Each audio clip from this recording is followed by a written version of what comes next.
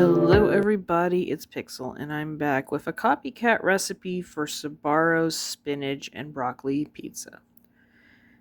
I should say pizza pie because it has a crust on the top and the bottom, but here's the drill. You're going to need about 1.5 cups of broccoli, steamed and drained of all water, about 2 cups of cut up shredded spinach, almost 2 cups of fresh mozzarella cheese, 1/4 cup of parmesan cheese, 1/2 cup of red peppers, a teaspoon or a little more of Italian seasoning, a tablespoon of olive oil, and a cup of ricotta cheese. And of course, I have 2 pizza crusts that I went ahead and bought this time, and a tart tin that I will be assembling our pizza in. So this should be fun as usual. The first step will be to open one of our pizza crust and press it into the bottom of our tart dish. And then I will be taking my ricotta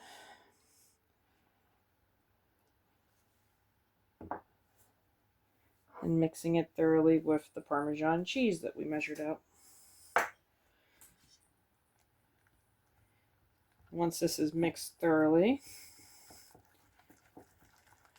we're going to start by layering it on the bottom of our pizza. I had taken the liberty of wilting down our spinach in a pan with the oil for a few minutes. 2 cups of spinach does not make a lot of cooked spinach. I'm going to be putting that over the ricotta mixture. That didn't sound hard. Take a pinch, as they said, of the seasoning. Put it between this layer and the next, because next is our broccoli florets.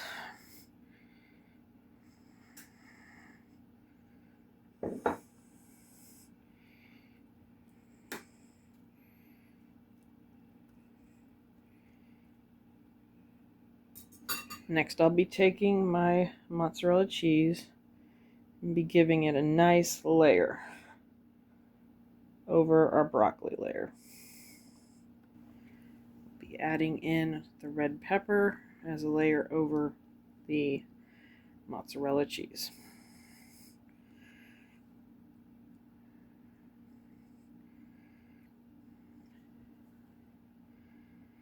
In a moment, I'm going to be opening our other pizza crust, and we'll be almost ready to put it in the oven.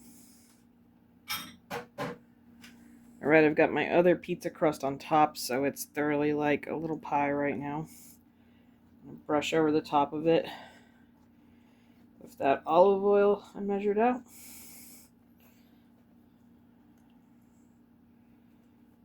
And on top of that, I will be taking a little more of our seasoning, dusting the top. Not a ton, but some.